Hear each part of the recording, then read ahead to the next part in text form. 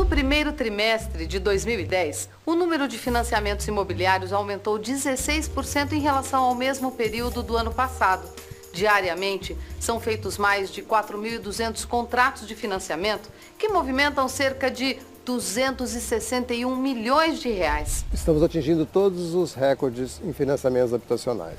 No programa de hoje, vamos esclarecer os procedimentos necessários para financiar um imóvel. E qual a sua capacidade de pagamento mensal de uma prestação? E explicar para que serve e onde encontrar toda a papelada do financiamento. Não existem casos em que uma certidão em papel não possa ser substituída por uma certidão eletrônica. O Educação Financeira está no ar.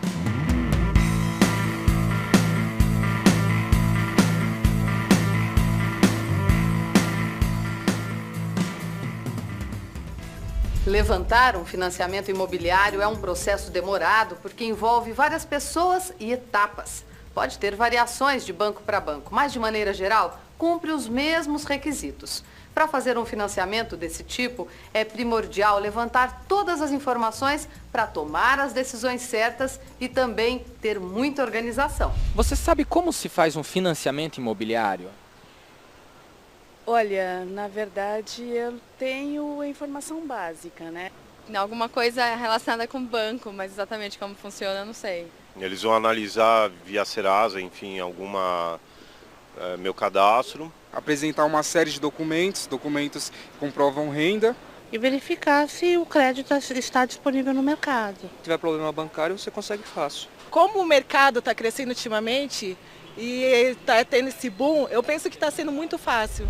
O primeiro passo para pedir um financiamento imobiliário é pesquisar as taxas cobradas em diferentes bancos, o que pode ser feito nos sites oficiais dessas instituições, e definir em qual deles vai preencher uma proposta. Além do formulário de financiamento, você terá que apresentar documentos que comprovem informações que constam na proposta, como declaração de imposto de renda, holerite, extrato bancário, comprovante de residência. Então, o que é fazer análise da capacidade de pagamento? É ver o que tem de sobra do salário que pode ser destinado para o pagamento da prestação. Primeiro é uma análise mais rápida dos órgãos de proteção ao crédito, né? Serasa, SPC, Cadim. Se não tiver nenhum registro impeditivo nesses órgãos de proteção, aí ele faz uma análise de risco de crédito, onde ele avalia a renda de todas as pessoas que estão entrando no financiamento e vê que valor que pode ser desse conjunto de renda ser destinado para prestação. De modo geral, os bancos dividem o empréstimo em até 360 meses. E o valor mensal pago de financiamento não pode ultrapassar 30% da renda do proponente. Ou seja, se a pessoa tem uma renda de R$3.000 por mês, sua prestação mensal não poderá ser superior a R$900. Muitas vezes a pessoa tem a impressão de que ela tem acesso a um financiamento de um valor muito baixo. Então ela procura um imóvel até mais modesto. E pode acontecer o contrário também. Os bancos, de modo geral, têm nos sites deles as planilhas de simulação. Você coloca o valor do imóvel que você deseja comprar, qual a sua renda, a sua idade, e ele vai fazer uma simulação desses fatores e vai te dar, olha, com a renda que você tem, você pode comprar um imóvel de até X valor. Isso aí já é um parâmetro que te facilita a sair no mercado buscando um imóvel dentro dessas condições. Enquanto você procura o imóvel, é bom ter em mãos a lista de documentos que o banco solicita na entrada do pedido do financiamento. Aproveite esse período para deixar toda a papelada em ordem. Existe um mito no mercado, as pessoas que nunca buscaram financiamento imobiliário, de que essa operação é extremamente burocrática, que os bancos exigem centenas de documentos e, na verdade, não é bem assim. Os bancos hoje trabalham com documentação mínima. Os documentos pessoais dos compradores, o CPF e o RG, é a comprovação do estado civil, a comprovação de renda, o comprovante de residência. Para agilizar a vida de quem compra ou vende um imóvel, está disponível pela internet a versão digital da certidão de registro do imóvel, que é o histórico da propriedade necessário durante o processo de compra e venda. Basta acessar o site da Arisp, Associação dos Registradores Imobiliários de São Paulo, e baixar o documento no computador.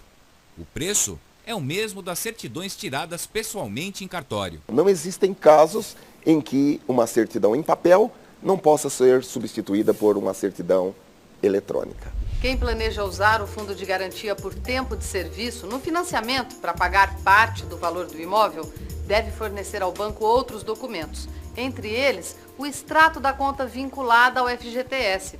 Como esses documentos variam de acordo com alguns fatores, consulte seu banco. E é sempre bom saber, tudo isso é apenas uma parte da história, porque em todo pedido de financiamento entram também os documentos do vendedor e do imóvel. Do vendedor do imóvel, a documentação é um pouco menor. São os documentos pessoais, o RG e o CPF, e a declaração, a comprovação de estado civil. São essas duas coisas.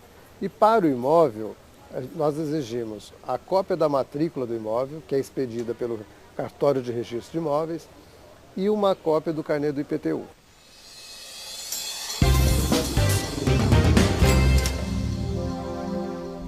A certidão conjunta de débitos relativa a atributos federais e dívida ativa da União mostra se a pessoa tem pendências cadastrais e financeiras com a Secretaria da Receita Federal.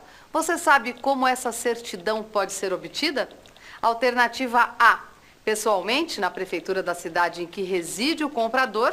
B, pessoalmente na Secretaria da Receita Federal. Ou opção C, pela internet, no site do Ministério da Fazenda. Depois do intervalo, a resposta.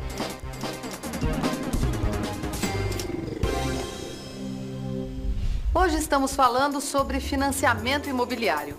A certidão conjunta de débitos relativa a atributos federais e dívida ativa da União mostra se a pessoa tem pendências cadastrais e financeiras com a Secretaria da Receita Federal. Você sabe como essa certidão pode ser obtida? Alternativa A, pessoalmente na prefeitura da cidade em que reside o comprador. B, pessoalmente na Secretaria da Receita Federal. Ou opção C, pela internet, no site do Ministério da Fazenda. A resposta está na alternativa C, pela internet, no site do Ministério da Fazenda. Para trabalhadores formais, o Bom e Velho Olerite é o documento mais simples para comprovar renda. Quem trabalha como autônomo ou no mercado informal, o banco solicita documentos que comprovem a movimentação financeira do comprador. É o extrato bancário, é a fatura do cartão de crédito, eventualmente um contrato de locação que ela paga o aluguel mensal fixo, a escola das crianças, um consórcio que ela tenha de veículo. Toda a documentação levantada vai para análise de crédito. Existe uma central operacional no crédito imobiliário que cuida especificamente da análise de crédito de conformidade desse crédito imobiliário. São verificadas as condições das duas partes, comprador e vendedor, para ver se não tem nenhuma pendência jurídica, se não tem nenhuma dívida inscrita em órgãos de proteção ao crédito. Tudo isso dá segurança e confiabilidade aos envolvidos no processo de compra e venda de imóveis. Também é muito importante saber que a maioria das certidões, tanto do comprador como do vendedor, tem prazo de validade e algumas só valem por 30 dias. Por isso, se houver no meio do caminho algum problema que demore a ser resolvido, o prazo das certidões pode vencer e será preciso renovar o documento. A instituição financeira cobra taxas do comprador para fazer toda a análise dos documentos e também pela vistoria do imóvel. Por quê? Para poder pagar o engenheiro que faz a avaliação, todas as pesquisas que o banco faz de certidões negativas e as despesas operacionais que tem para manutenção, para criação e manutenção desse contrato. Verificar se esse imóvel vai servir de garantia para uma dívida que um cliente está contraindo por um prazo de 20, 30 anos, né?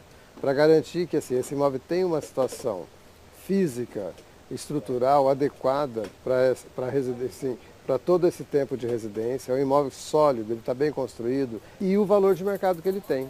Porque você, quando vai comprar com financiamento, você não pode pagar mais caro do que o imóvel vale no mercado. Com o pedido aprovado, é hora de começar a pensar na casa nova e de resolver os últimos detalhes do financiamento. Veja só como funciona essa etapa final. A assinatura de contrato de financiamento nos bancos é mais simples do que se você estivesse comprando o imóvel à vista com o vendedor de um imóvel. Porque os bancos, eles têm um instrumento particular de compra e venda que ele tem o mesmo valor de uma escritura pública. Então o próprio banco emite aquela escritura, né, que tem um valor de escritura pública. O cliente assina em 3 vias, ele leva uma dessas vias no cartório de registro de imóveis e solicita o registro da aquisição. Então o que o registro faz? Ele registra a aquisição pela pessoa e a garantia que ele está dando ao banco, que é o próprio imóvel, que é atualmente no sistema de alienação fiduciária. Então a operação é simples, vai num dia no banco, assina o contrato, sai do banco com uma via para ir até o cartório e registra isso. Quando o cartório entrega a via registrada, ele volta no banco, ele vai comprovar para o banco que ele registrou o contrato dele, daí o banco libera o valor da compra e venda para o vendedor do imóvel. No programa de hoje você ficou sabendo como fazer um financiamento imobiliário. Agora, já por dentro dos procedimentos e da documentação necessária, o próximo passo é entender os tipos de financiamento que o mercado oferece. Assista no próximo Educação Financeira.